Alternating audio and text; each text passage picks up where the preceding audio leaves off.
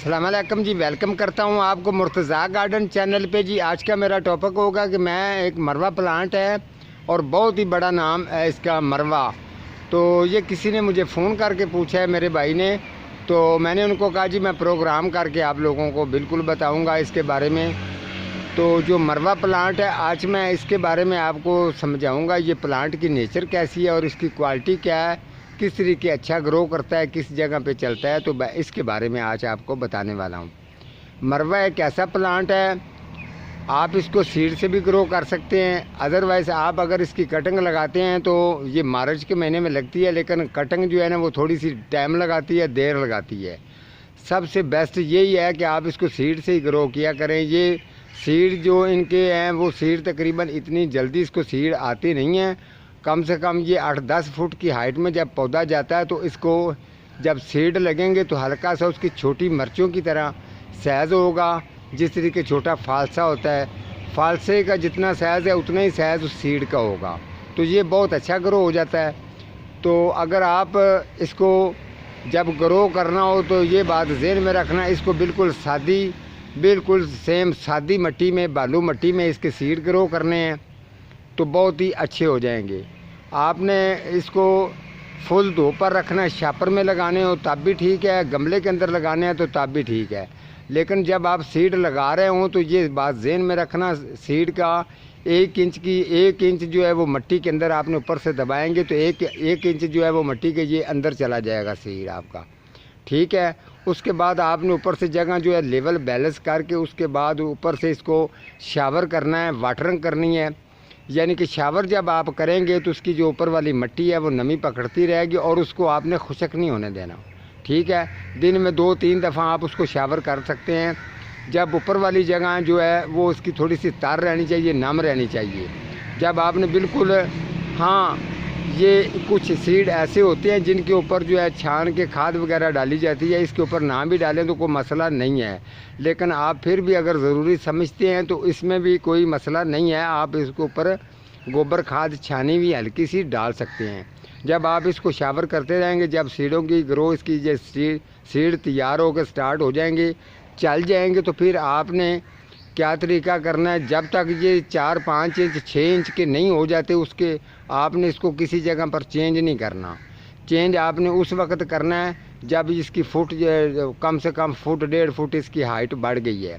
वैसे तो ये शापर के अंदर अगर ये एक ही जगह पर पड़ा रहेगा, गमले में होगा या ये शापर के अंदर होगा, तो ये ग्रो करता रहेगा। लेकिन उस शापर के साथ सुराख होते हैं तो सुराखों के ज़रिए इनकी जड़ नीचे जाके ये ग्रो कर जाएगा, बड़ा हो जाएगा।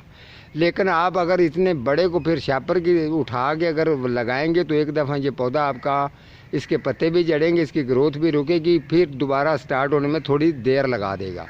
आपने ये तरीका नहीं करना। आपने जब इसका फुट साइज़ हो जाएगा उसके बाद आपने इसको किसी और जगह पर इसको चेंज कर सकते हैं, ठीक है जी। ये बात जो है ये क्लियर होगी। अब मैं आपको दूसरी बात बताता हूँ। दूसरी बात ये है, आपने जब इसको ये एक ऐसा प्लांट है, आप इसको जब चाहें तो आप इसके जो गुलदस्ते बनते हैं उसके अंदर इसके पत्ते इस्तेमाल होते हैं। बड़ी बड़ी मार्केटों में बहुत जगह पर ये गुलदस्तियों के अंदर इसके पत्ते इस्तेमाल हो जाते हैं। और नंबर 2, इसकी कम से कम 80 फुट लंबाई, यहाँ से अगर ये फूल खुशबू देता है तो 80 फुट तक ये मार करता है। इतनी जो है इसकी लहर जाती है खुशबू की। ख़ास तौर पर रात से 8 से लेकर 9 बजे के बाद इसकी रफ्तार खुशबू की ज़्यादा हो जाती है। जो लोग फिर अक्सर लोग जो है ना गली से गुज़रते हैं तो इसके शौकीन हो जाते हैं कि ये खुशबू किस प्लांट की है। लेकिन भाइयों मैं आपको बता दूं कि ये मरवा की खुशबू होती है। इसकी खुशबू की हाइट बहुत लंबी जाती है। तो मरवा एक ऐसा प्लांट है। फिर अगर आपने ये थोड़ा सा दरख्तनुमा बनेगा, दरख्तनुमा बन जाता है 8 फुट 10 फुट 15 फुट की हाइट में जाता है, तो ये फैलाव करके थोड़ा सा ये गोल राउंड करता है तो ये खूबसूरत लगता है। अगर ये बिल्कुल स्ट्रेट जा रहा हो तो आप इसकी कटिंग करके इसको गोल फुटबॉल की तरह भी बना सकते हैं। जब फुटबॉल की तरह आप इसको बनाएंगे तो इसको फूल जो हैं वो भी ज़्यादा आएंगे और ये पौधा भी आपका बुशी टाइप बन जाएगा और ख़ूबसूरत भी ज़्यादा लगेगा।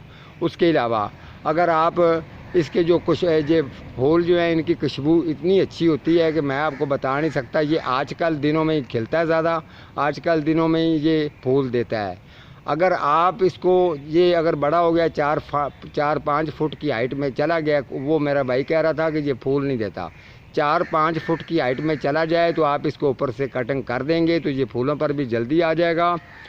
तो फूलों पर भी जल्दी आएगा और ये इसके फूल भी जो है ना, हाँ फूल ज़्यादा आने की वजह मैं बता देता हूँ। जब इसको फूल लगना शुरू हों तो इसकी वाटरिंग कम कर देना, इसको फूल ज़्यादा लगेंगे। अगर आपको ज़्यादा वाटरिंग करेंगे तो फिर इसको फूल जो है ना वो कम लगेंगे, ठीक है, कम लगेंगे, फूल साथ साथ चढ़ते रहेंगे, बिल्कुल रुक ही जाएंगे। आउटडोर ये प्लांट है, आप चाहें इसको ये धूप के ऊपर लगेगा तो ये बहुत ही अच्छा है। अदरवाइज़ अगर ये साए के अंदर भी लगा हो, ये मरवा एक ऐसा प्लांट है फिर भी जब इसका फूलों का मौसम आता है तो इसके फूल साए पर भी खिल जाते हैं। इस तरीके से जिस तरीके इंशाल्लाह ताला आप समझ रहे हैं, आपको समझाया जा रहा है, तो आपने अगर 18 इंच गमले 14 इंच गमले के अंदर लगाना चाहें तो पक्की मिट्टी, आधी पक्की मिट्टी, आधी जो है बालू मिट्टी मिक्स करके बीच में डीकम्पोस्ट गोबर खाद मिक्स करके आपने इसको लगाना है। तो इसका जो पत्तों का रिजल्ट भी अच्छा होगा, फूलों का जो है वो भी माशाल्लाह फूल भी अच्छे आएंगे, उसके साथ साथ खुशबू की जो है रफ्तार वो भी तेज़ हो जाएगी। ठीक है जी, मिलता हूँ किसी अगले प्रोग्राम के साथ, तब तक अल्लाह निगहबान।